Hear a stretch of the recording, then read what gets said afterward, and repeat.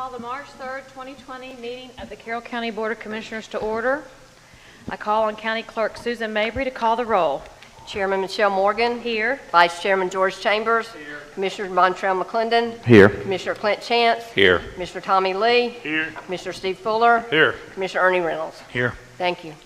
We have Andrew Martin, Bryce Hughes, Jesus Silva from Villa Rica High School's Future Farmers of America to offer our invocation and to lead our pledge. So Andrew, if you'll come forward. Oh, I'm sorry, the invocation. Oops.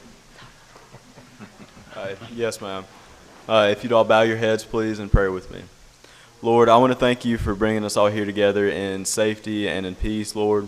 And I want to thank you for allowing our FFA chapter, as well as the others in the county, to be in a county so supportive of agriculture and to see such a future for it, Lord, and them pouring so much effort into our programs and just giving us the pure ability to be here, Lord.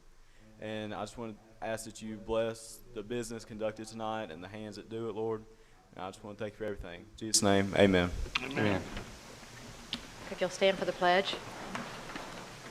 I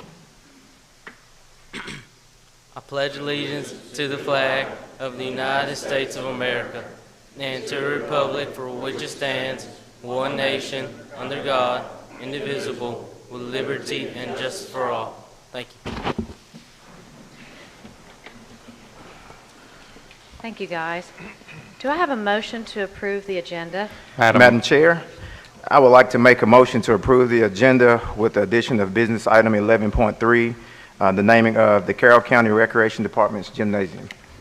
Okay, do I have a second for that? Second. Okay. Mr. Chance, you have an amendment too? Yes, ma'am. I would like to see if we could amend the agenda to include a moment of silence for Tommy Greer, who passed away in a tragic accident. Not only was he a community icon, but I feel like it was appropriate for this commission to recognize him since he once served as the county attorney. Second.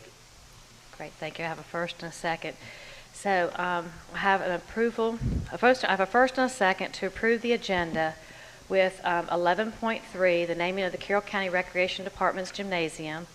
And then I also have an amendment to take a moment of silence. Okay. All those in favor? Aye. Any opposed? Okay, at this moment, thank you, Susan. So at this time, we'll take a moment of silence.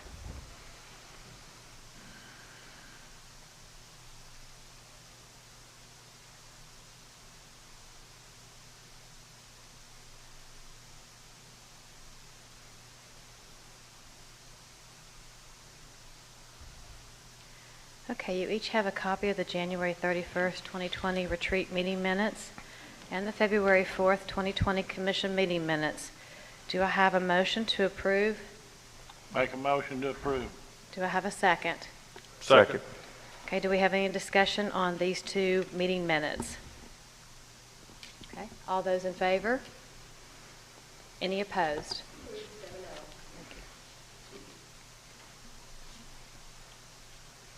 The next item on the agenda is public comments. The public comments portion of this meeting is reserved for comments from the public. There were sign-up forms in the back table at the rear of the room, and we'll take the comments in the order registered. Remarks of each speaker may be up to 3 minutes long. The purpose of public comments is to allow you, the public, to voice county-related requests, concerns, or opinions. We welcome and appreciate the opportunity to hear your comments and suggestions. Please be advised that most issues require some research, and we will not be able to respond to your inquiry during the public comment section of this meeting. At this time, I have one person, Rebecca Keeter.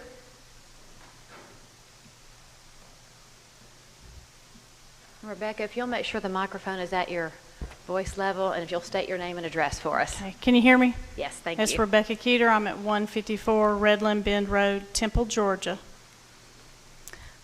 My 3 minutes? Okay, and I've read the rules, so I will abide by those rules, so I don't know how much I can say. But however, I have brought to the attention of some of the commissioners, and I believe the county attorney and some others, about an issue that I had raised. I have applied for a permit, and I've been told today that it would be reviewed, I'm talking to each of you, by the county attorney.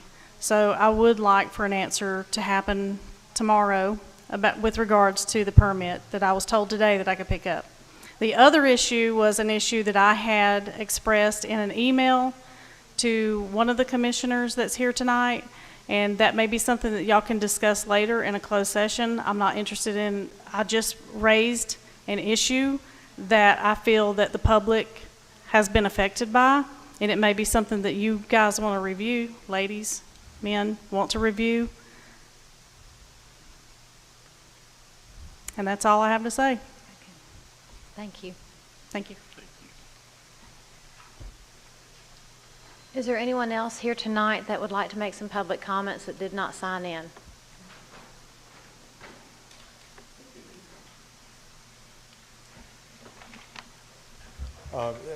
My name is Donald Brook. My address is 3821 Shady Grove Road. I did a sign in on a sheet initially when I came in. I'm not sure what happened to that. Oh, okay, Don, let me ask you, are you here for public comments, or are you here on a zoning? It's public comments regarding zoning ordinance amendments. Okay, we'll have another public comment section later for zoning. So this one's only just general public comments. Referencing the amendment, proposed amendments? Yes, Thank I will you. give you that opportunity then. Okay. Is there anybody else that would just like to make general public comments not related to any zoning at this time? Okay, seeing none, we'll continue on with the meeting. Next, we have a presentation on the upcoming referendum from the eSPLOS for SPLOS education. I should have said that differently, but so we have Dr. Albertus with the city schools, and we have Scott Cowart with the Carroll County schools.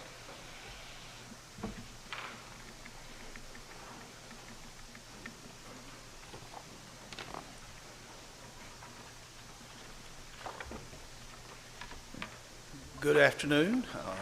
On behalf of the Carroll County Board of Education and the Carrollton City Board of Education, we appreciate this opportunity to visit with you and to share an update on the March 24th referendum for the eSPLOS for education in Carroll County.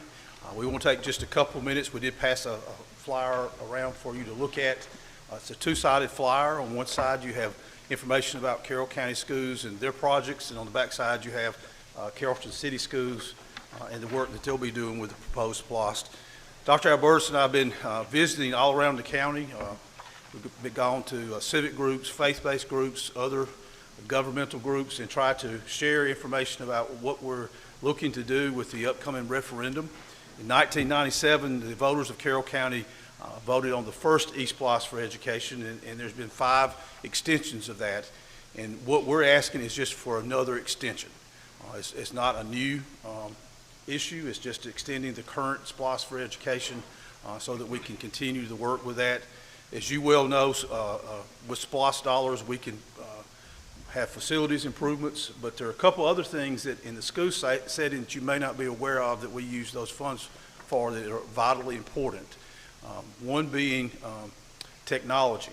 Technology is such a part of the learning environment for children now. For those of you who have children or possibly grandchildren, if you think about the way they learn, I promise you they probably have a tablet or a phone or something in their hand. So when they come to us at school and they're in the classroom and they're learning, we have to provide them with a learning environment that's technology rich. So we both spend a great deal of SPLOS funds every year on technology. This allows us not to have to use general fund dollars to do such. Of course, general fund dollars for us comes out of property taxes, much like you have that. So technology is the first area. Second area is safety.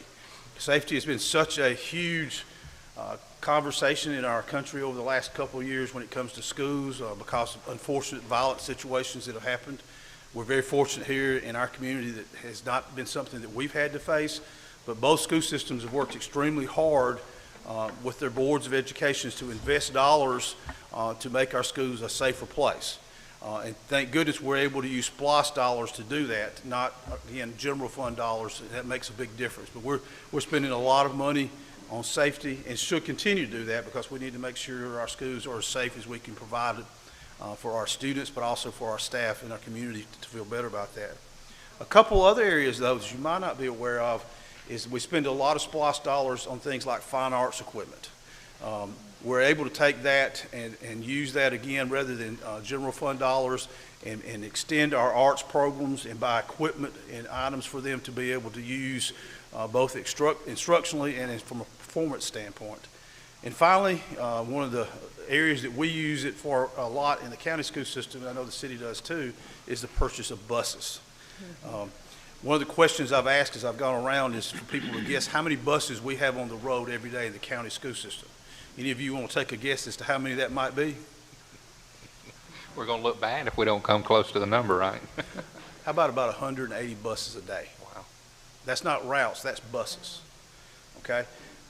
Now take a guess as to how much money the state gives us in a given year to replace buses.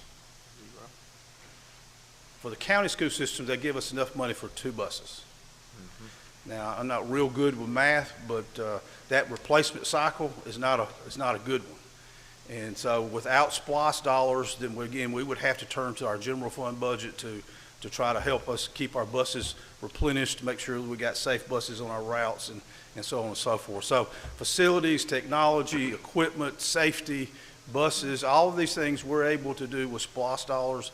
And it's been very beneficial to both school systems. And now I'll ask Dr. Albertus to share some remarks. Yes, sir. Thank you. Well, thank you. We all understand SPLOST. It's a consumption tax. And when we're talking about, if you look at the history of our eSPLOST, between 30 and 31% of the revenue that we've gotten since we started it has been folks that live outside of Carroll County. So all the Alabama license tags that you see at Walmart on Saturday morning, they're contributing to furthering our eSPLOST and whatnot. So it's a very much a fair tax, and it's a continuation, obviously, of it. You look at the 2-pager here, and many of these facilities that are on here and the future plans for the school systems, very much the community uses these facilities. And so there's many examples of the community coming in and using it above and beyond what we use it for our schools. And so, you know, it's one of those things where over the course of the last 20 years, Carroll County has grown, and we have been able to keep up with that growth through SPLOST and being able to build facilities. And a lot of the things that Mr. Cowart talks about, the technology, the safety stuff, and different things, when I was growing up and going to school, you didn't have that kind of overhead. We had I think 4 Apple IIes, if you remember those, and that was our big technology for our school. Now every classroom has between $10,000 and $15,000 worth of technology that not only needs to be maintained but needs to be refreshed every 5 years or so. So again, we really have benefited. Neither the Carrollton city school system nor the county school system have any trailers at this point. We've been able to keep up with the growth and provide our kids and our community the facilities that they deserve. What we ask for you guys is that you guys are community leaders. Obviously, you're elected officials, and we just ask for your professional and personal endorsement of this when asked. We feel it benefits our community, and we just appreciate your willingness to hear us tonight. And you know, we have been on the tour. And we really appreciate you guys having us here tonight, and appreciate your support. Great, Any questions? Thank you very much. We appreciate what you do for our community, and by working together, hopefully we have an opportunity to continue to grow and make this a great place to live and work. Thank you. Thanks.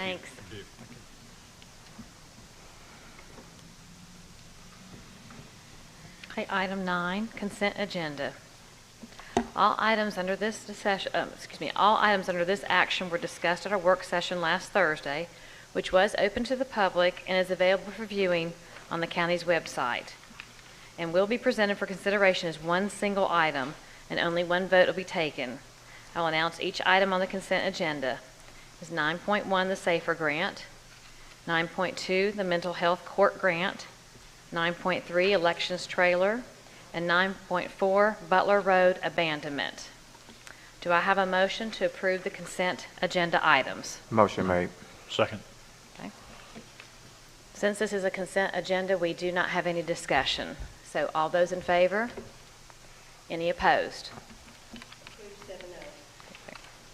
Now we're going to move into the financial session. 10.1 is a financial recap. Alicia presented the financials at the work session last Thursday. Does anyone have any further questions for her? Okay, seeing and hearing none, we'll now move on to the business session. Okay, both items under the business session are related to the revenue anticipation certificates for Tanner Medical Center. I'll call on the County Attorney Stacey Blackman. We also have Tanner Health Systems President and CEO Loy Howard, and I believe I saw Gabe here too. So we have everyone here if you have any questions. Oh, Carroll. Thank you. Good evening, Madam Chair and Commissioners. The item 11.1 is a TEFRA resolution. It's a resolution required by the IRS for you all to review and approve a plan of financing. This is for the Tanner bonds for $50 million, and which includes refinancing of approximately $17 million and new projects of $33 million.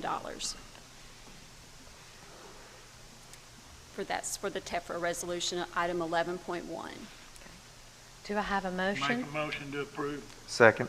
Okay, I have a motion to approve, motion and a second. Is there any discussion? Madam Chairman, I would like to ask the commissioners if they would amend that motion to include, to ensure that the finance director reviews the annual audited report so that we're consistent. Actually, that would be, if you want to make that motion, I would suggest you do it for the next one. The next item? This is just, Okay. it doesn't deal with that. This is just approving, Okay. as required by the IRS, the plan of financing. Okay, thank you. Okay, so I have a motion and a second to approve 11.1. Any further discussion? Okay, hearing, seeing none. All those in favor? Any opposed? Okay, now we'll do 11.2, the TMC 2020 bonds. Thank you. This actually is a motion to approve the intergovernmental agreement, which is approving the bonds of up to $50 million where the county would agree if for some reason the hospital authority and Tanner do not pay the debt, then the county would back this debt, levy up to 7 mills.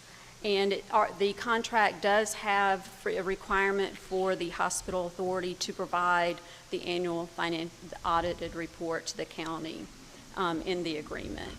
And so it authorizes the agreement, participating in the validation, and using the preliminary official statement. I just would like for, if it needs to be in the motion or if you think that's efficient, I just want to make sure that we're being consistent because that was in the motion when we approved the backing of the bonds for the water authority. So just trying to have continuity moving forward. If we back bonds, that we have consistency in what we're asking for. So. Right. That's fine on this item. Okay. Do I have a motion? Is that included?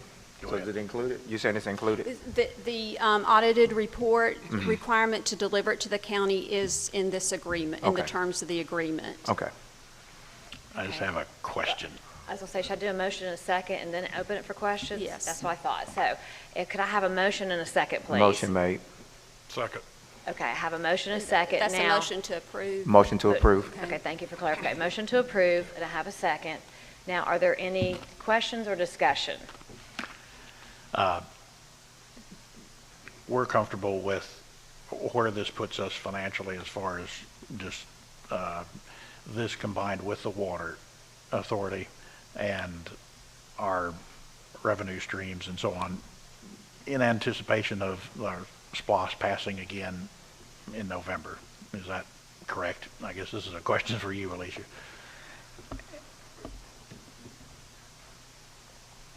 In other words, Tanner pretty well stands on its own Right. financially. I mean, it's Right. Their financials are very strong, Right. and they have a long history of paying those bonds. As it relates to the upcoming SPLOST, I'm not sure how I'm not sure that it has a correlation. I don't see personally, I don't see a correlation between spliced and between the backing of these bonds. So, you know, if Tanner failed to pay the bonds, yes, it would affect us financially because we would have to increase the millage rate to pay the bonds back. But historically, that has not happened. With their current financial position, something catastrophic would have to happen for them not to be able to pay these bonds back. The only correlation would be that it's on our books in case we have to apply for any bonds and that kind of thing. That's my only, but it probably wouldn't affect it much. That, I guess, is my question. Well, we're just backing the bonds. Yeah. And yes, it is shown as part of our long-term debt on our financial statement, but so have the other bonds, and part of the bonds that are currently on the financial statement are being replaced by or refinanced by this bond offering. Yeah, okay. I think that the projects that they have proposed and lowering the interest rate's going to generate more money and make their financials look better anyway. Yeah. I suspect that it will. Yeah. And as I have stated during the work session, and not trying to rehash the whole conversation, I think these are very valid questions, but as I pointed out, Tanner has been an outstanding community partner, and so the reality is Tanner has really given back to the community, and I'm not saying that that should approve or disapprove the backing of bonds, but I'm just saying when you look at the totality of the financial picture, not only from their monetary standpoint, but from the reality that they're a community partner, you can't go anywhere in this county that they're not contributing back. So I feel good about the reality that this, you know, would help them save money in an interest rate, and I feel confident that they will continue to not only operationally be sound, but they will be giving back to the community, which will benefit everybody. So I think it's really a win-win for everyone.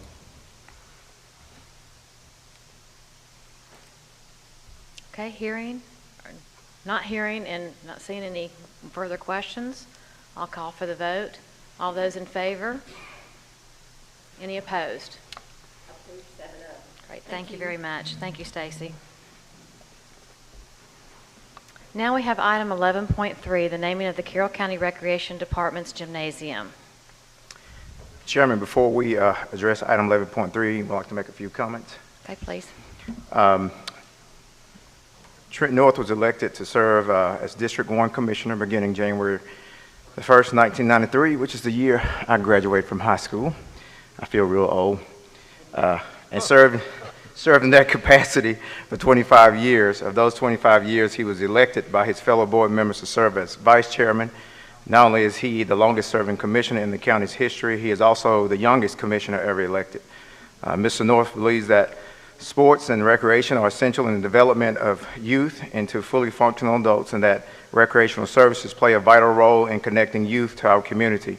He was committed to providing better recreation facilities for county residents because through recreation, people have new experiences, engage more fully in living, and develop healthy lifestyles. He led the way for the creation of the county's recreation department. While in office, he remained a strong supporter and advocate for the development of the recreation complex, including the gymnasium and the new gymnastics facility, as well as many other expansions and renovations. Trent North's life has been dedicated to improving the lives and opportunities of children, families in our community, both in his professional career and as an educator, and his community involvement as a civil servant. And on a personal note, although Trent North is only 7 years older than me, he's always been a mentor to me, both personally and professionally. His professional demeanor, personal integrity, loyalty, and trustworthiness have helped me navigate my career as an educator and my community role as a district community. Now I would like to make a motion to name the gymnasium as the Carroll County Recreation Department, which houses court sports, the Trent T. North Gymnasium. Second. Great, I have a motion and I have a second. Is there any discussion? Okay, hearing and seeing none. All those in favor? Any opposed? Great. We'll now move into our zoning session. Before moving to the zoning session, I would like to read the policies and procedures governing the conduct of zoning hearings. The applicant or anyone speaking in favor of the application request shall be allowed a total of 10 minutes to present their request. Anyone opposed to the request shall also have a total of 10 minutes to present their opposition. If there are multiple speakers for or against an application, ask them to please be mindful to allow others to speak so they wish to do so. Anyone speaking for or against the application, then they'll be allowed a rebuttal. Anyone speaking for or against the application shall be allowed a total of 5 minutes to speak in rebuttal. So at this time, we're going to do the 12.1 rezoning on Nugget Road and Oak Grove Church Road. Good evening, Madam Chairman and Commissioners. The first item that I have for you tonight is application Z-20-02-01. This is a rezoning from R2 to agricultural in order to combine 2.85 acres with adjacent property that is zoned ag. This is parcel 093-0101. It's at the corner of Nugget Road and Oak Grove Church Road. This is in District 5, Commission District 5. Joshua Henderson is the owner of this property. He bought the 2.85 acres, planning to build a house there. This property was rezoned to R2 just 2 years ago. The owner, Ricky Stover, had rezoned it in order to be able to split it off. And there was some other R2 zoning around it, which is why it was allowed to be rezoned. It was under the old future land use map. But Mr. Henderson found out that he would not be able to combine those properties. Well, first of all, he found out that that property would not perk, so he had to purchase another 4 acres from Mr. Stover. And so now in order to combine those properties, he needs to have this rezoned back to ag. So Mr. Henderson is present. Okay, Mr. Henderson?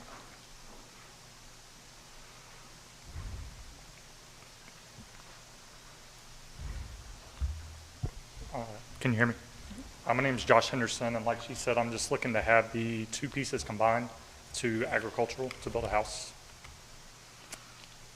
That's pretty much it. You don't have 8.5 more minutes worth? No, I do not. Okay, I'll ask at this time, is there anyone here to speak in opposition of this request? Before we do that, do we want to call for anybody else in favor? Oh, I'm sorry, I guess I should have. Is there anyone here with you that wants to speak in favor of this? I don't believe so. Okay. All right, so now I'll move on to the next one. Thank you, Stacy. I think it was all the sugar from Ann's birthday cake. Is there anyone here that would like to speak in opposition to this zoning request?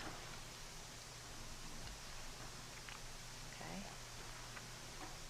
Not seeing anyone, I'll entertain a motion. Motion to approve. Second. Okay.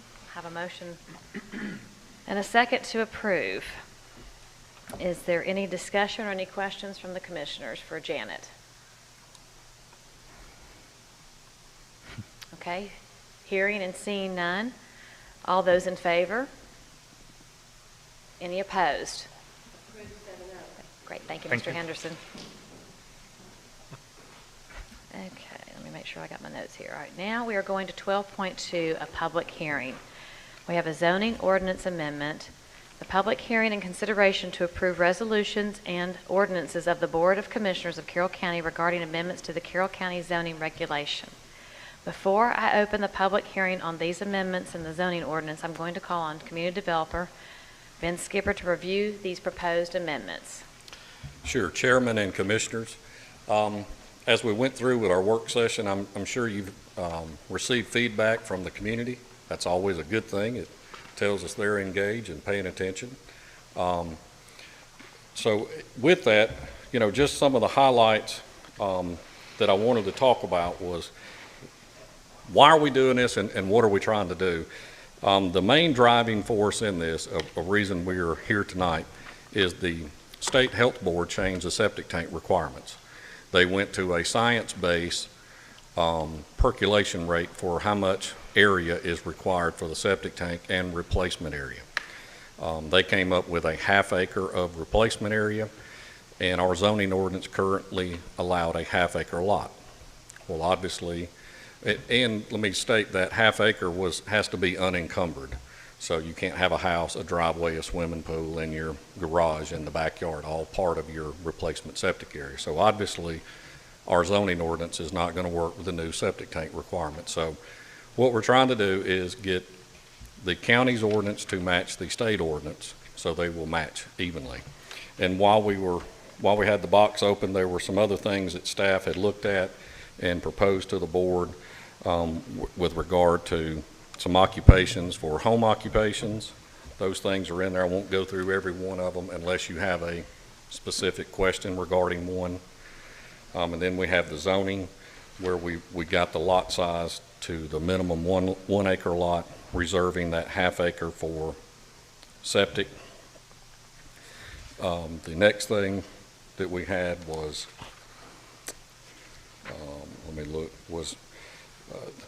this come out of Commissioner Reynolds' district, a complaint regarding some motorcycles, and Ernie, along with our staff, has come up with a proposal for a motor vehicle racetrack requirements. I know y'all received feedback from that, so that's just, kind of any specific questions that I can address, before we get started, to maybe clarify some things if we need to. But otherwise, this is 14 pages, and I don't think you want me to sit here and read you 14 pages. Sure, Commissioner. On the minimum lot size, sure. Is it possible, I mean, I understand about the half acre for sewage and all that, but is it possible to go 3/4 acre versus an acre? Would that give us enough, I guess? Just thinking of building costs and that kind of thing. Well, assuming that everything's perfect with the soils, right, it's definitely something that could be possible. But working with the commissioners over the last 2 years, and I know that's, prior to your coming on the board, the consensus at the board at the time when we began the process was going to a 1 acre lot. So, and that's kind of what we've been on track with, was the 1 acre lot. And it won't affect my area as much as, I guess, some other areas. Because right. My area. District 5 zoned ag, and that's a minimum 4 acre. 4 acres, yeah. But I'm just thinking, right, as far as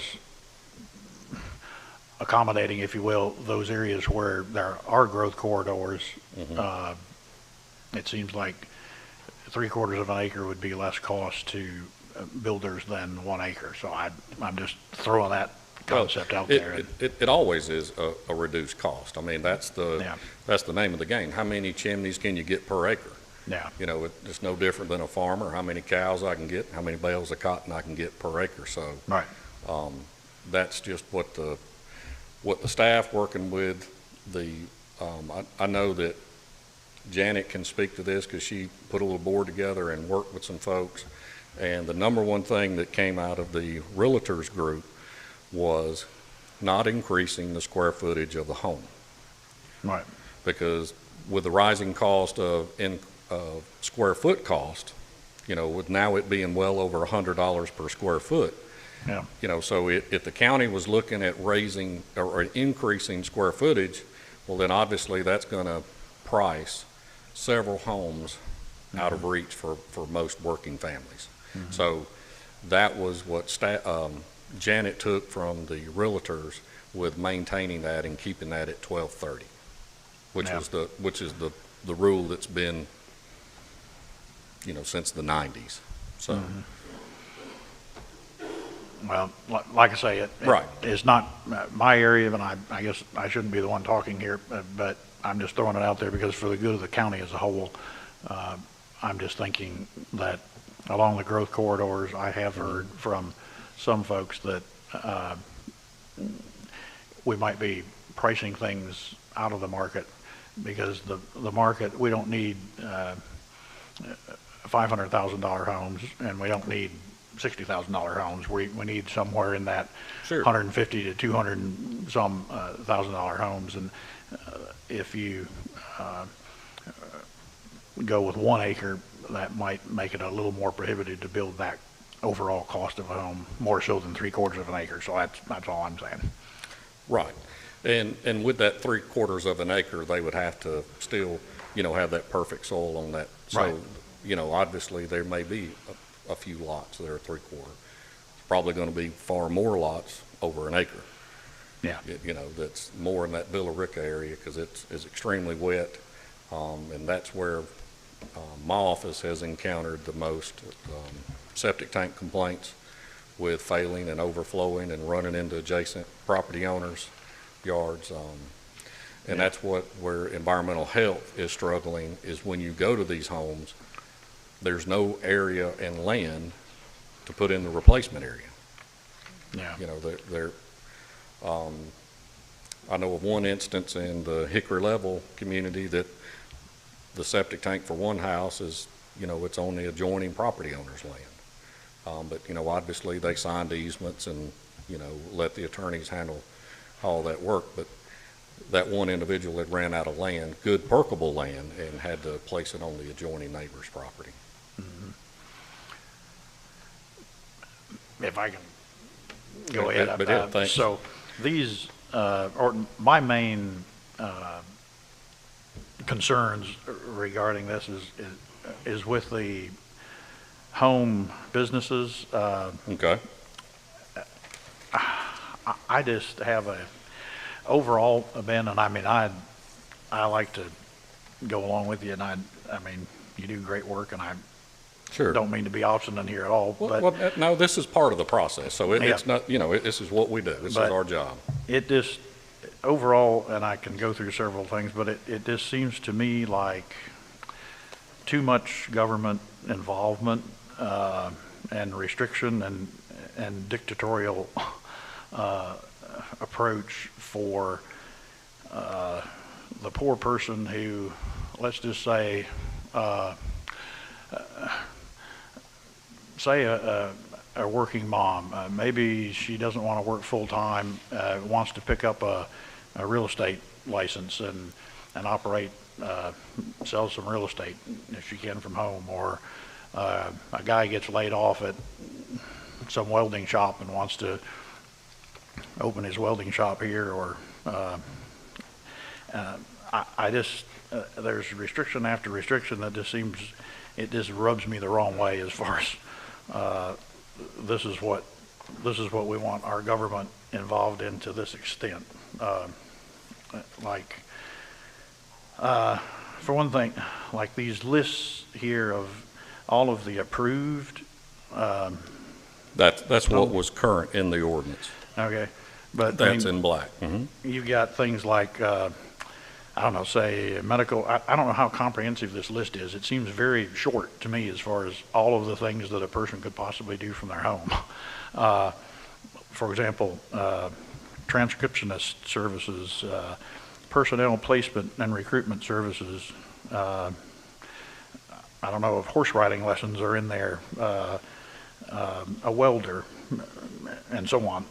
I mean, are we going to come up with an exhaustive list of all types of homes?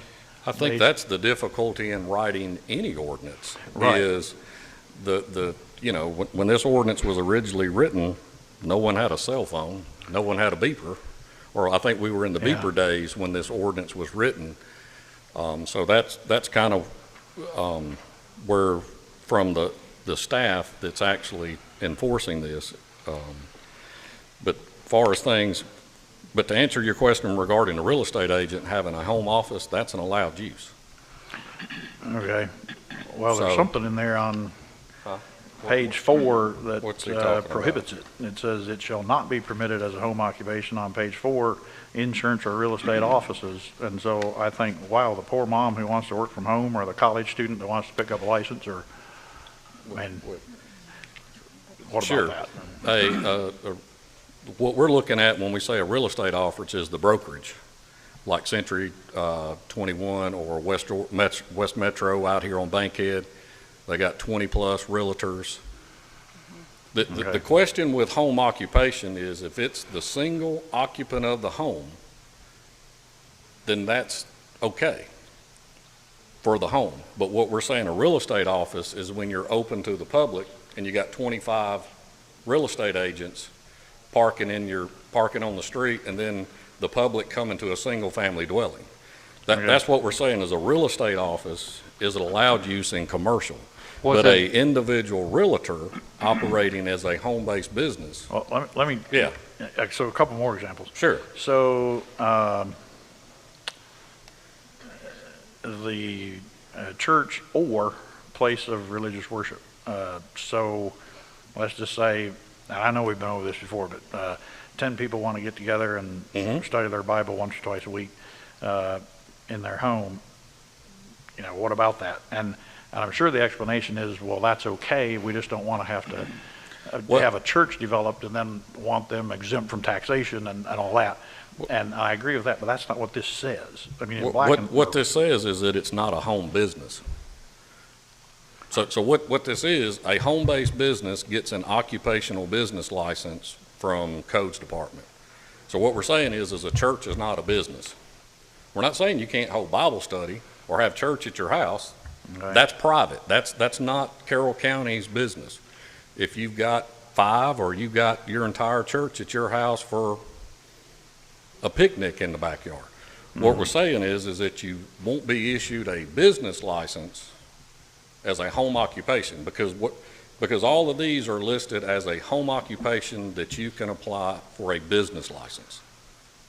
So starting with the top, an animal hospital and veterinarian clinic, those are allowed uses in commercial.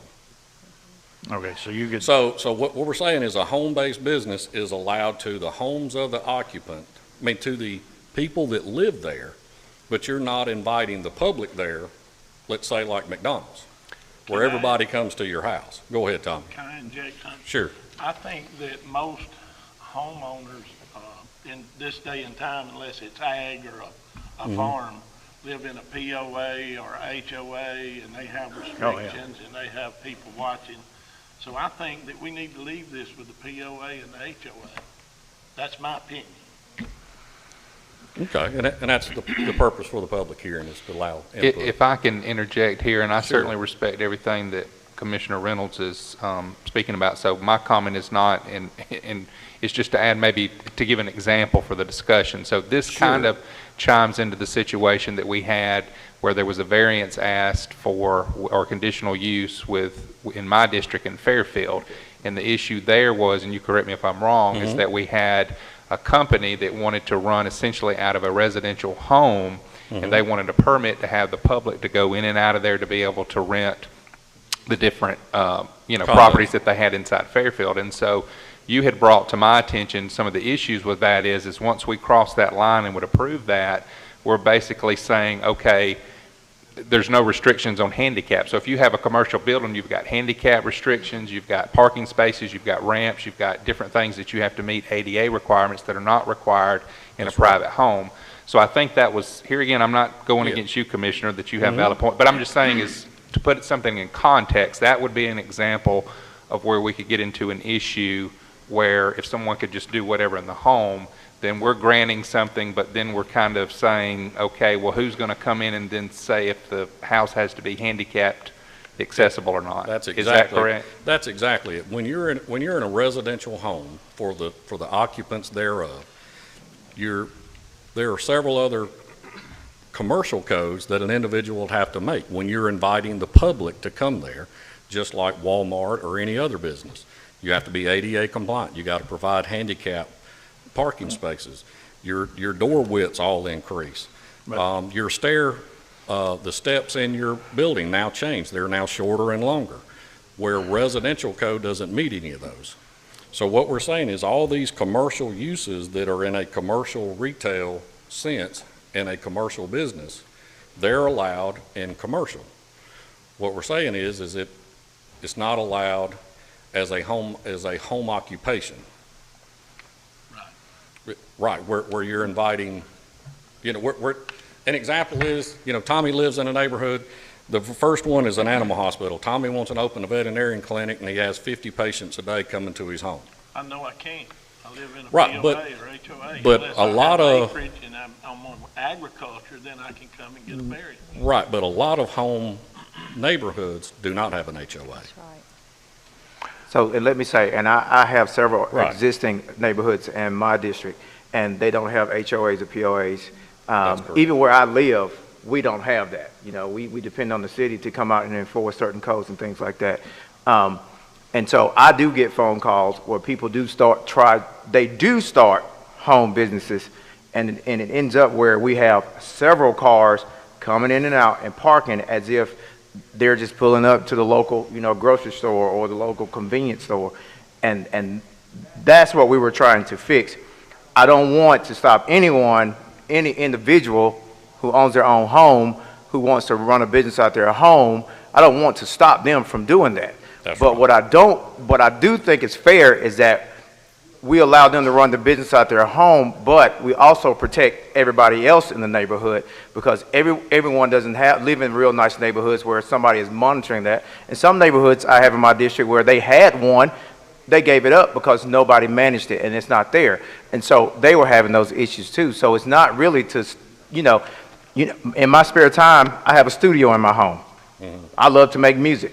You see what I'm saying? In fact, my home is set up to have a studio in there, you know, but I don't invite 10 guys on a regular basis to come by because I'm recording for these guys, because that changes the whole idea of having a personal home studio. Right. The next one is auto and vehicle sales, service, and repair. Tommy, you remember the Mr. Bearden, just north of Carroll EMC? They had a half-acre lot subdivision. He wanted to open up an auto repair shop, and that's what we're saying, is the auto repair shop, you know, is not a home-based business. And I've gotten some complaints, I mean, and come to you, and Connie went out there and so on, as far as they've had, you know, 42 cars parked somewhere, and half of them aren't fixed, and they've been there for 6 years and whatever. I can understand that, but don't we already have something on the books where if it becomes such a mess that we can already do something? In other words, I'm just coming from the standpoint of, if I have 100 acres or 200 acres or whatever out on Clemlow Road, and I want to get a welding license, or I want to do some horse riding lessons, or I want to get a little extra income and contract with somebody out of Texas or whatever, and do some personnel placement online from my home or whatever. I mean, I don't really want government involved in my face with having to go through the permitting process and then beg for the application to be approved, and then pay some annual fee that's in here, and then have it be negotiated and on and on. I mean, it just seems like I know what we're trying to accomplish, but I just think we're overreaching as far as agriculturally zoned property anyway. I mean, in all my life, except for a few short years when my wife and I were first married, I never lived in anything but large open spaces, and I just don't want to jump through all these hoops if I want to do something and have a couple customers a day come I don't think you have problems in the agriculture areas where you have acreage. The problem is in the small subdivisions. That's right. But doesn't this apply to, if I wanted to do any of those things, then I have to apply and pay the fee and then pay it again next year and hope that I'm approved and all this, rather than just do a little bit of welding for somebody, or do some personnel placement, or have a transcription business out of my home or whatever. I mean, I have to actually come and apply to government and get them to approve and pay a fee, and then next year remember that I have to pay the fee again, and hope that somebody reasonable like yourself is in the office. I mean, if you were to retire in 5 years or whatever, and an unreasonable person got in there, I mean, they could deny, and then you get through, I mean, you jump through hoops upon hoops in government, typically, because a lot of times you deal with unrealistic people. You have a power grab, and there's really no harm done out there. It's just a way for government to make it hard for the public, and I don't like that. I mean, I know what we're trying to accomplish. Well, and I guess I'm just stumped there when you're saying that you can't have horse riding lessons. I don't think we're regulating horse riding lessons. Well, this is an approved list of home occupations. So, I mean, and it's not on there. I mean, What happens? What you said it's not on there? I'm sorry, I didn't hear. Well, if this is an approved list of home occupations, then I assume that what isn't on here is not approved. I mean, Well, no, horse riding and agriculture is protected under the Right to Farm Act, so we can't regulate that if we wanted to. okay, good. So, I mean, I guess that's why I've got the stunned look, because Department of Agriculture regulates all agriculture, and the county cannot regulate agriculture because the state has the Right to Farm Act. And when we pass House Bill 545 next week, it will strengthen that even more. Right, so I guess what I'm saying is since we're all here and the newspaper's here, we're not asking to regulate agriculture. I just want to be sure we got that clear. Yeah. So we're not asking to regulate that. One of the things, I mean, I guess, you know, with everything, all I can do is tell you the examples that have come up throughout time. The welding shop, if the guy's at home and has a mobile welding business and he goes to your farm, that's fine. Or But the second question is in Bowden, on Chambers District, a welding shop started off as a mobile mechanic that turned into 6 deliveries a day, and then the roads were blocked. Okay, then you can address it that way. I mean, well, but that's what we're saying is that the shop that's going to get 6 tractor trailer loads a day is not allowed. But the man that owns a pickup truck and a welder, he can go to your house, my house, he can go anywhere he wants to. Yeah, but I mean, I'm not trying to split hairs, but when we're writing this and you're trying to administer it, you got to split that hair because exactly, and that's the difference. Where the welding shop, the individual that can weld your stuff and run around the farm community, that's allowed. There's several of them in the community. Yeah, but this doesn't say, Ben, that if you have more than 19 customers a day, or if you impede traffic more than 11 seconds, or if you, I mean, there are all these details that aren't in here. It simply says this is the approved list and this is the disapproved list. And you, homeowner or farm owner or whatever, have to come into my office and you have to pay a fee and you have to jump through the hoops of your application being hopefully approved every year. And if you want to weld for a couple customers or have them bring a broken lawnmower to you or whatever a couple times a year, you can't do that. Where do we establish that it's only one? You know what I mean? I just think it's too much government interference. Where it's the size. And we already have things on the books that would keep these examples that you're giving from, well, not from happening maybe, but this won't keep it from happening either, but that we can use to address problems. Ben, sure. Let me ask you a couple of questions. Mm-hmm. You've got one in here that mentions tourist homes. Right. Okay, would you agree that a bed and breakfast is similar to a tourist home? Yes. Okay. Over in Montreal's neighborhood, could somebody open up a bed and breakfast? With a conditional use permit approved by this board. Okay. Out where I live, it's not really a neighborhood, could you open up a bed and breakfast? With a conditional use permit approved by this board. Okay, all right. So now, what this says is it's not approved by right. All the neighbors will get notification before a bed and breakfast is opened up next to their house. Okay. They would have to come before this board, a sign would go up, and all the adjoining neighbors would get a letter. And I may be splitting hairs, but a bed and breakfast, the owners live in that home. Every bed and breakfast I've ever been to, the owners some live do, in the some home. don't. Well, let's say yes, all right, well, but anyways. All right, let's go to boarding houses and rooms, and you and I have already talked about that, but I just want to matter of public record.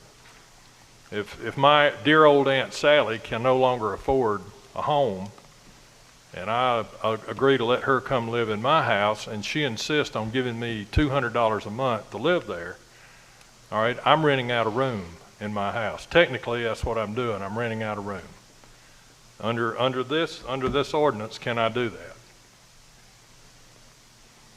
Under the proposed ordinance, no, but I'm trying to look, was it allowed under the old ordinance too? So I'm trying to answer both questions. Was it allowed before? Okay. Was it allowed before, Janet? So it wasn't allowed before. Okay, well, then that's something we probably need to look into because we probably got hundreds of people in this county right now that's in violation of an ordinance. Well, what are you saying, a boarding house? Well, you know. Well, that's another thing. I mean, all these occupations, I mean, how are we going to police it? Yeah, we can't. I mean, it just. All right, and Ben, believe me, I'm not trying to put you on the spot. Well, it sure feels that way. Well, I mean, I know it. I mean, we've been through a work session, and this has been laying around for a couple of weeks. I'm looking at folks out here, and I'm getting a lot of this. To get it right here, but hey, now I know why Stacy and Avery wouldn't get up here.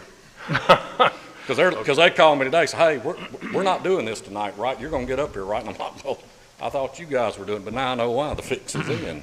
Well. But anyways, let's go ahead. I'm going to ask one more, and it's just to make a point. Sure. It says in here that if I want to teach music out of my house. Give me a page, because I don't know where we're at.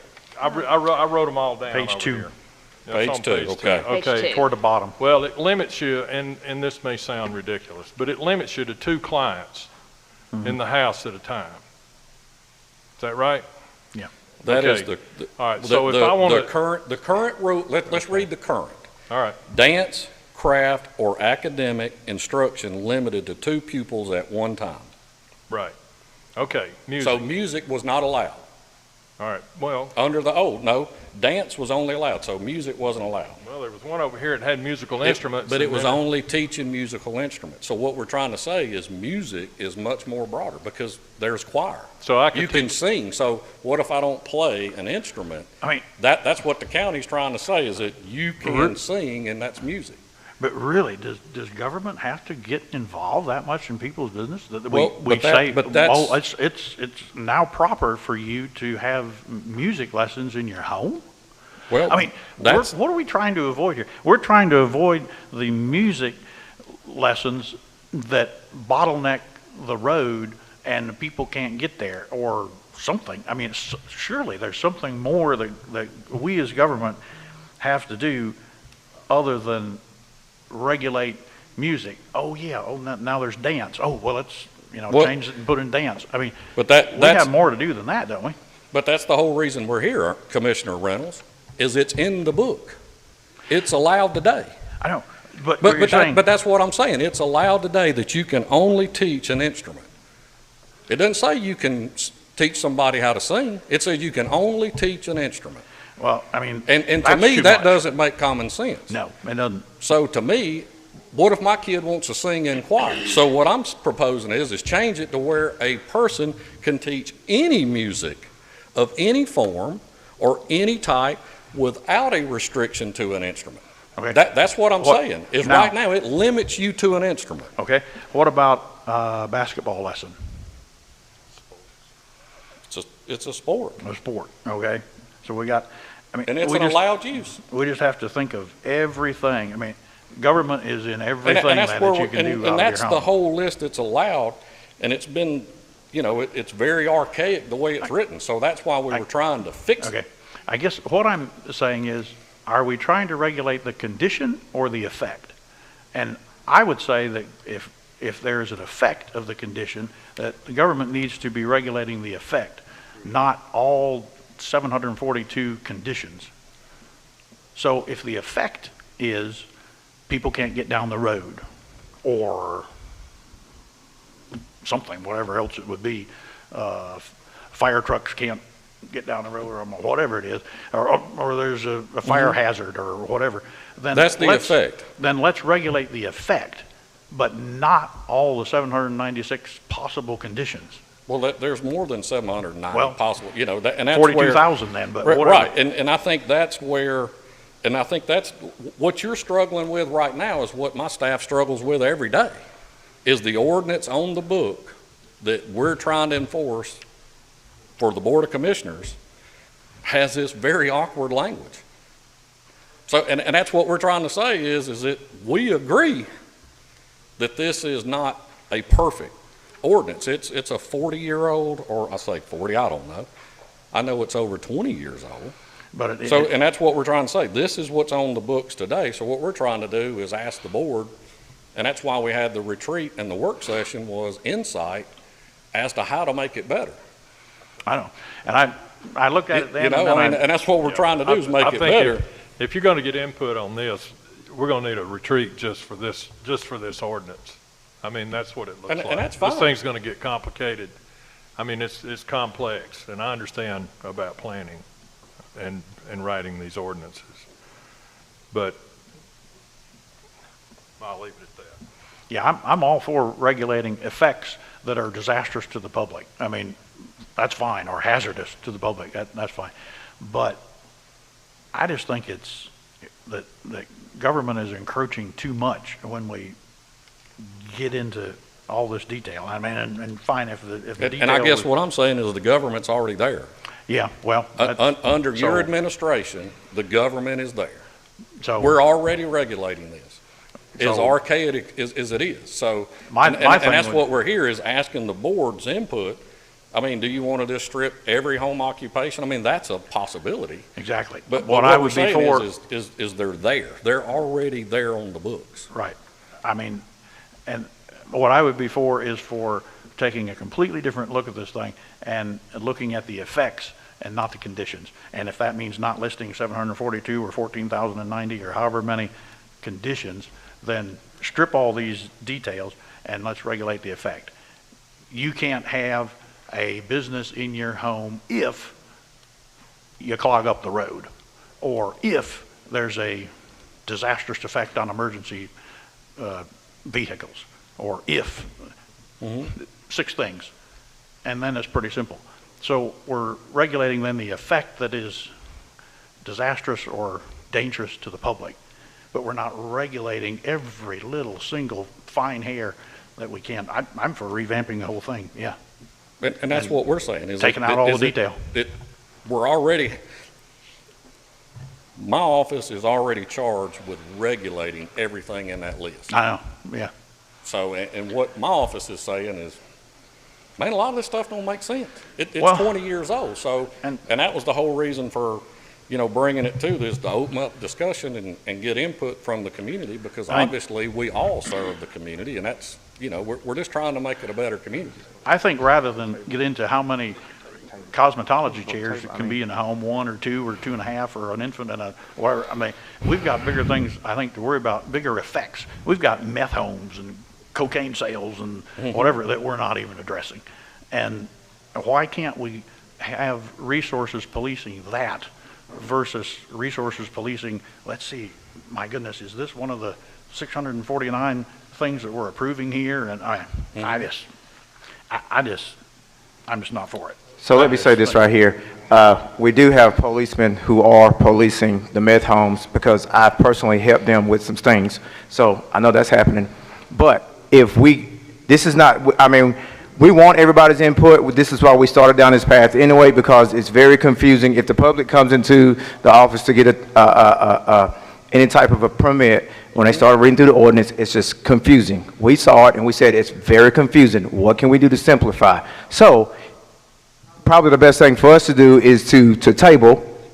So now, I mean, we brought this out, we laid it on the table. Now everybody can come back and put their input in, because that's what we were trying to get in the first place. So now everybody can put their input in and let's figure out how to do it. So I would vote for it,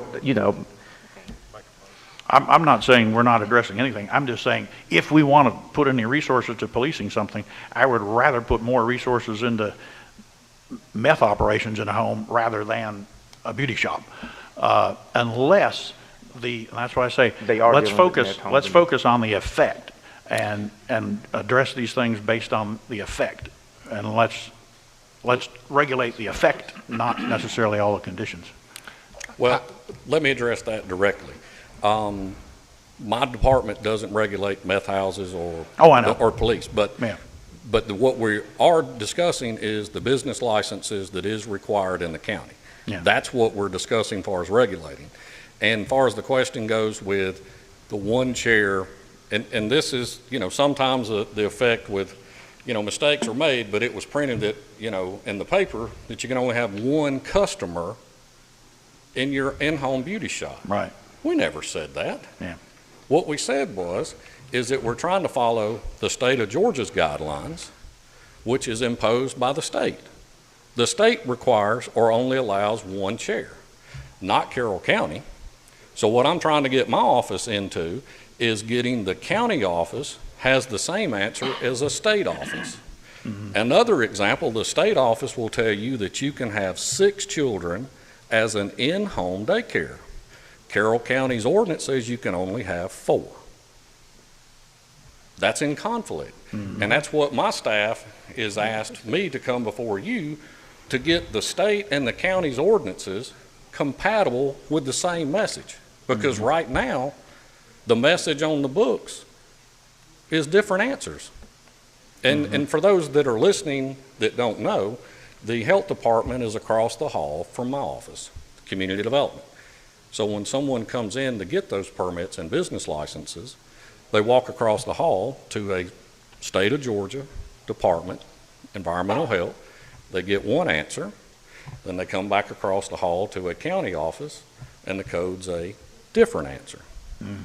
Well, that causes a lot of heartburn for the paying taxpayer. So I guess, you know, for the people that are watching that's not necessarily ingrained in splitting the hairs, that's what I want them to understand that we're trying with this process. Now, granted, it's not a perfect process, and the process may take longer with more discussion, but I think that's what I want the taxpayers to leave with, is that as the department head, I recognize that you're getting 2 different answers as a taxpayer. The state health department's giving you an answer, my department's giving you a different answer. And we're trying to get those 2 on the same page. And I think it'll be easier for you overall if we, as a body with you, go concentrate on the effect that we're trying to prohibit versus all of the conditions that we might get into. I think it'd be easier for you and your staff.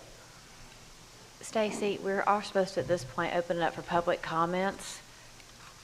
Yes, we advertised a public hearing, so there might be members of the public who want to make comments. Before we make a motion to table, approve, or disapprove, we do need to move into the public comment section. So, and there's people here to Commissioners, speak. you will have time to ask Ben some more questions too, but why don't we go ahead at this point and I open a public hearing so we can hear comments on this. Sure.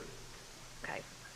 So there again, I'm going to read the policies and procedures governing the conduct of zoning hearings. The applicant or anyone speaking in favor of the application request shall be allowed a total of 10 minutes to present the request. Anyone who are opposed to this shall also have a total of 10 minutes to present their opposition. If there are multiple speakers for or against an application, please be mindful to allow others to speak, as you do have only 10 minutes and 10 minutes. After that, anyone speaking for or against the application shall be allowed a total of 5 minutes to speak in rebuttal. So at this point, I would like to ask, is there anyone here who'd like to speak in favor of the ordinance or any part of the ordinance, to speak in favor of any part of this ordinance?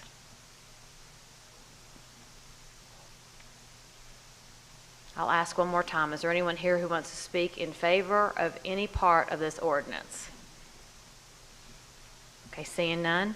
I will ask, is there anyone who would like to speak in opposition to the ordinance or any part of the ordinance? Come forward and state your name and address, please.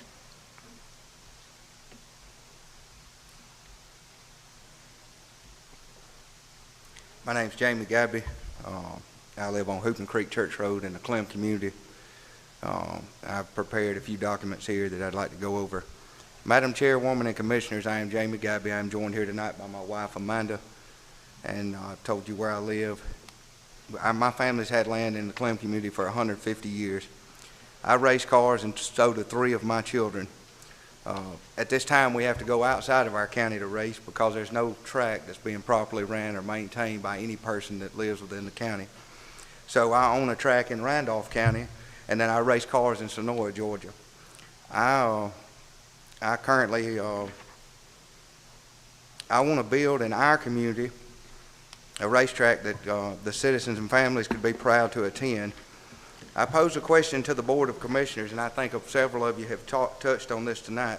In a time when our state and federal governments are alleviating restrictions, codes, and rules to assist in economic development, why are our elected officials trying to remove more of our freedoms? As the rules read in the as was read in the paper, which we often know is not correct, as Mr. Skipper said, I was furious when I said a woman running a beauty shop can't take 2 people in there at a time. It's obnoxious. It uses no common sense. And we're not beholden to the state. I don't care what the state does. We live in Carroll County. So y'all are beholden to us, what we do here and what we believe in. So I don't care if the county says you can have 6 parked cars. I mean, the state says you can only have 2 in your driveway. If Carroll County says you can have 6, you can send the state man over to y'all's office to deal with it. So that's where I'm at with it. But as the rules as it read in the paper when I first come up here, there was things said, and I've read the thing since I got here about the rules for a stock car track. It says the first problem with a curfew of 10 o'clock is in the summertime, in order to make a track ready for cars to race on, you have to farm that track and put water into it. And so once that track is compacted to a proper amount, as the sun sets, then you can put cars on it. Doesn't take all the moisture out of the track, cover the fans in dust if you don't prepare the track proper. So you're looking at 7:30 on a summer night to start a race. Now, I'm not saying you couldn't start one this time of year with as much rain as we've had at 5 o'clock. But you need a set time every week that people can get off work and know that this business is going to be running between 6 o'clock the gates are going to open, 12 o'clock the gates are going to close. We're not going to go 1 minute over unless we get prior approval for a big show. And I'm not talking about building and I like Mr. Duke and I love to race at his racetrack, but I'm not talking about taking 18 acres and shoving a racetrack on it and everybody just deal with its living around. I'm talking about building a $1 million facility. Eldora Speedway, the largest dirt track in all of the United States last year, 580,000 racing enthusiasts went through their gates. They can seat between 30 and 70,000. At that time, at that facility, if those 580,000 people spent $5 apiece in Carroll County at our current tax rate, that would increase our revenues by $3,183,000. You could build houses on quarter-acre lots, 3/4-acre lots, 1-acre lots, and those rooftops in 20 years won't accumulate to that number in the taxes or the services necessary to move from that point. So in our neighboring county of Coweta, who is a prime example of where Carroll County should be looked at, if you don't want to end up like Douglas County, keep making rules. That's what you're going to have. Every good citizen in Douglas County now lives in Carroll County or Coweta County. Not all of them. I'm sure there's some still stuck there that can't sell their place because of the horrific crime and the overcrowding and the septic tanks. And this, right now y'all talking about septic tanks. Coweta has expired approving any septic tanks right now during all this flooding. You couldn't get a piece of land to perk in 10 counties. I'm in the grading business. I've dug 10 foot deep here lately. Mr. Shockley's trying to build a subdivision over here. He's got a septic tank that won't pass. They've been fighting. You couldn't get a septic tank to pass on high ground right now. I mean, Coweta County has suspended it. And I'm a high school educated, hard worker that's lived here all my life. My wife's got a chemistry and a biology degree. Not just ignorant people go to races, not just rednecks and uncultured people attend races. Mark Richards got 40 race cars up there in the shop. They travel all over the country. He owns millions of dollars worth of race equipment. If a man wants to mechanic in his backyard down on Clem-Laurel Road and you can't see him from the road and he wants to park 40 cars down there in his back and work on them and no neighbor can see it, diminished house value is a humanitarian statement for a person that's not going to live in this county and doesn't intend on dying on the piece of land he's lived on. That statement that says, oh, it'd be nice, let's close up and say I've lost my house value so the county owes me something because of that. If you have a house, it's only valuable at the time you sell it. So if it's worth $400,000 right now and somebody opens a mechanic shop down the road and 2 weeks ago it was worth $400,000, they've diminished your value by $20,000, now it's worth $380,000. Till you sell it, it's still worth whatever you say it's worth. And if you intend on living in Carroll County and dying here, then you get along with your neighbors, you be tolerant. I can hear the marching band playing at my house 5 miles from the high school on Friday nights. I don't like football. I don't attend football games. But I hear the band and I'm tolerable because I'm a citizen and I know that a ton of citizens love to hear the band and love to go to the football game. I can hear the referees' whistles. I put my windows up and close up and say, God, I'm going up there to the Board of Commissioners and I'm going to shut down every band. They're going to have 20 foot, 8 foot high vegetation around every high school in the county. You know what nobody has any tolerance for another man's views or rights anymore. Nobody. And y'all are sitting up here, you know, they're, and I've got tons of stuff written down here, but I mean, it's like, if a man's got 4 acres, he wants to put a camper on it, and you can't see it from the road, and he's got a septic tank, leave him alone. Let him live in a camper if that's all he can afford till he gets on his feet. Or a young couple starting out, I know many that's lived in a camper while they built a barn studio apartment because they couldn't afford nothing but the land. Then they went from a barn studio apartment to a house. I can ride you. Any of you want to go, I'll ride you and show you. All over the camper. I know a deputy that's living in a camper right now building a house. Take you to his place. I mean, where does it end, y'all, with government? When will you get off our backs and let us, the citizens, make the decisions that govern us?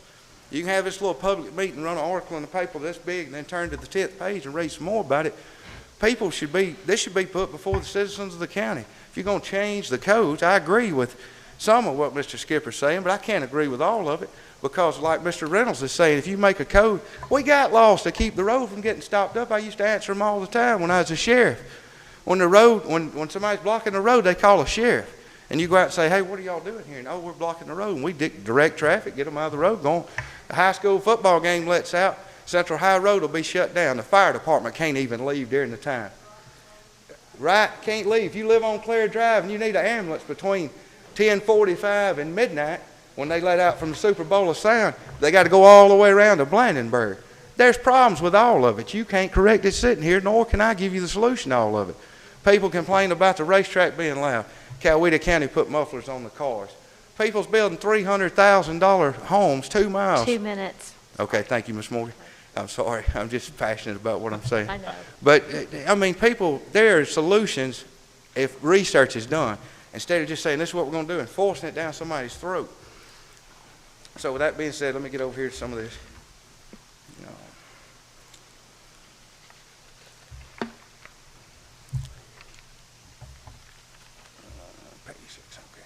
In conclusion, I feel like I need to act today to preserve the freedoms that I've enjoyed as a child in Carroll County for my children. I'd like that all this be tabled until some public meetings, maybe one in Whitesburg, one in Rootville, one in Villa Rica, one in Bowden. Let everybody have some input. If only 30 people show up, then by God, vote off what the 30 people show up say. I could have had a mob of 500 here tonight, but from my time as being a deputy, I knew that was irresponsible and not the right way to go about this. And it wasn't professional to bring it. But I could have had part store owners, machine shop people that own machine shops, welders, just you name it. I could have had people that make money off the racing industry been here tonight. But in conclusion, I just feel like if we continue down the road we're currently headed on, we will be Douglas County in 20 years or less, and nobody wants to live in Douglas County. I don't believe any one of you sitting here does. And, you know, it's a time as a Board of Commissioners to check and reverse the growth of governments, which shows the signs of having grown beyond the consent of the average citizen. I believe that's where we're at. 20 years ago, the policies they made wasn't worth a flip then, most of them. So if you want to go back through all the codes, go back through them and fix them for the people that live here. If I got 60 acres and want to shove out a go-kart track for my kids, and we don't run it till 3 o'clock in the morning, but they want to have 4 of their buddies over to ride go-karts, and you got 60 acres, the man that just bought 5 over there out of Atlanta don't need to have no say about it. When he calls, you can say, well, where'd you live before you come here? Did you listen to go-karts there? And when he says, no, I didn't, say, well, move back there if you don't like how it's going in Carroll County, because this is where we're from and this is what we do. I'm sorry, that's how I feel. Thank y'all for your time. Okay, we have 4 seconds left. If someone wants to speak against this ordinance. So and since we didn't have anybody speaking for, could we use the 5 minutes in rebuttal on this since we're out of time? You can, if no one, I think you need to call for someone for proponents of it again before rebuttal time. Okay. So we've used 10 minutes up. So at this point, is there anyone here, there'll be 5 minutes, that wants to speak in favor of any or part of this ordinance, wants to speak in favor of it? Okay. So you'll state your name and address. Hi, I'm Amy Music. I live in Whitesburg, Georgia. And would like to say I do like some of our local government to be involved in our decisions today. My home and my wonderful family built in Whitesburg for 18 years now. So our property is about 1,000 feet from the Whitesburg dirt track. So through my time of growing up and growing my children up there, it is extremely loud. The racetrack is run sometimes 2 a.m. I've called my sheriff department. They apologize. I can't even talk outside of my porch to my husband or my children without yelling because the noise level is extremely loud, like crazily loud. So I do think there needs to be some rules to protect those families that we value our Saturday nights getting our children in bed for Sunday church, being able to be alert, those children that we that are at home. We bought our property. It's a beautiful property, hardwoods, and we moved out there knowing that there are things there like the dirt track. But we would appreciate some of the time barriers to really be looked at. The dirt track has brought our family different obstacles throughout the years. Our family lake is filled in or filling in due to some of the runoff. But my biggest point tonight is looking at that timetable to keep my family and my family's values. The time needs to be cut. 10 o'clock is enough. 11 o'clock is too much. If I'm woke up inside my home from the noise, it's too loud. So if I have to call someone, I really don't want the apology. I want the noise to stop. And and bless hearts, there are people that live a lot closer and things. And I'm going to say I've attended the racetrack. I'm a school teacher here in Carroll County. I like to be involved and see what my children are doing. So I've been there. I don't have a problem with the racetrack. I have a problem with the noise, the time of the noise that's happening, and just making sure it's a safe and well-run facility for the community. I realize that it will bring money in. Our community definitely needs money, but I would just like rules and regulations set for those times because that's very important to my family. If you can consider that. Thanks. Okay, we have 2 minutes left. Anyone want to speak in favor of any or part of the ordinance? I'll ask again, anyone wants to speak in favor? 2 minutes.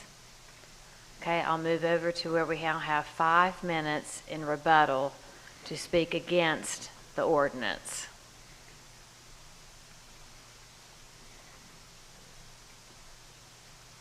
My name is Donald Brook. Address is 3821 Shady Grove Road. My comments are in reference to the vehicle racetrack portion of the amendments. Not in the sense that what is currently written. In fact, I am in favor of the way it is written, but I feel that it is limited. For a couple of years now, I've been working with this body, dealing with a neighboring resident that developed a motocross track less than 200 feet from my back door. I've talked about the noise level. I've called the sheriff's department as well. When I pointed out that the state code gave the county the authority to limit off-track racing, which had all the exclusions for agricultural taken care of, that did not limit it to a commercial use. The way that the amendment is written only applies for commercial use.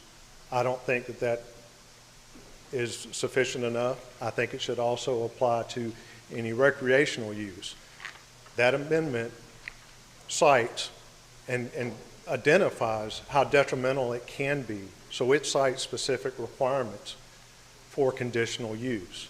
And that's what I've said all along. We've talked about other portions of it, and I think that's one thing that we have to understand as a community as well. The codes are written to help. We all should respect each other in that sense, but the codes have to give some kind of guidelines for it. The reference to conditional use is that mechanism which says, I would like to do this. Everybody else around me has to agree that that is fair and reasonable for that area. It's not about denying somebody the ability to do something. It's about presenting it to the right audience and letting government decide what is fair and reasonable in that situation. So again, I speak against the way that the amendment is written only because it is limited to only commercial use and does not go into private recreational. Noise does not discriminate. It will go everywhere. We all understand that. Thank you very much for your time. Okay, Susan, we have 2 minutes left. Is there anyone who wants to speak against the ordinance? 2 minutes left. My name is Ricky Powers. I live at 1696 Pleasant Ridge Road in Carrollton. My comment really is more that I would recommend or ask the commissioners to table the resolution for now, just because some of the comments I've heard tonight, I had the same comments. I normally don't come to the meetings, but after reading it in the paper, I said, you know, this is something that's going to affect me and my children. I just purchased land and don't plan on building a house on it, but it's got a lake on it. I do want to put a trailer down there, temporarily, you know, travel trailer. When I'm not traveling, I want to be able to go down there. And from what I read, this is going to prohibit me from doing that. I worked from home for over 20 years, and until tonight, I didn't know I was breaking an ordinance. So I just feel like there needs a little bit more time for the public comment. Thank you. I have a minute and a half if there's anyone else who'd like to speak against the ordinance. Evening, my name is Nathaniel Smith. Live at 118 Mars Street, located here in Carrollton, Georgia. And I would speak to that simply more so what he was saying, but we have to consider, you know, all the constituents, no matter where you may be located. And a basic, I guess my basic principle in terms of government is that government should be small. Government should not be regulating what it should not regulate. And there are a lot of people that have started a lot of businesses starting from their home. And one of the things that concerns me with that is that if my mother-in-law wants to make Afghans and sell them from her house or some other thing, or if my son wants to go cut grass, does he have to go get a permit? We just have to think of it in our own concept of life, how we've been raised, how we've grown up, and how people in America basically made it in starting small businesses. I know that some of you are business owners, but we can overregulate and regulate people right out of a living sometimes. We've gotten into this computer generation where you can sell a lot of things online where you don't have people, you can ship things to people, but people come to your house and pick up things. There's been Craigslist and eBay and MySpace and all these different things where people have agreed to meet people at locations to pick up things. Police departments have been very good about that. Walmart's been good about that. But we don't want to be in a situation where we basically tax businesses out or permit businesses out. I understand the racetrack, but when you build things like that, you have to apply for zoning request and be within certain guidelines to build those things. Mr. Smith, I have to cut you off at this point. I'm sorry. I understand. Thank you all for your time. You're welcome. Commissioners, I'd like to say I hear some concerns from several of you. I also believe there's a lot of misinformation going around right this moment on this ordinance. So I would like to see if someone would like to entertain a motion to postpone, and if that's an option. Make a motion to Second. postpone.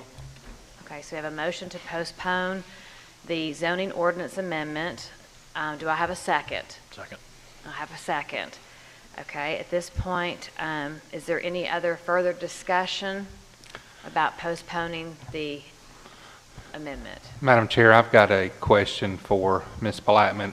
What I've heard here this evening does not appear to be a tweaking of a sentence. There's some fundamental differences, I think, amongst the board of how we approach this. So I guess my concern is this does not seem like necessarily something that we'll just call Mr. Skipper and then there's going to be emails sent out. It sounds like it's a lot grander conversation that we need to have. So I guess trying to make sure that we function properly, would you have any suggestion that maybe we need to entertain a work session or something that I feel like the discussion is going to be a whole lot deeper than just your normal, let's table this, let's check into one item, and then we'll bring it back. And so I just want to make sure sunshine laws and different things that we don't get into a situation that we shouldn't be in if this is going to be a big collaborative discussion, that we plan for that appropriately. That's correct. If you want to have another work session to discuss it, and we can advertise that with the quorum requirements to meet the open meetings laws. Okay,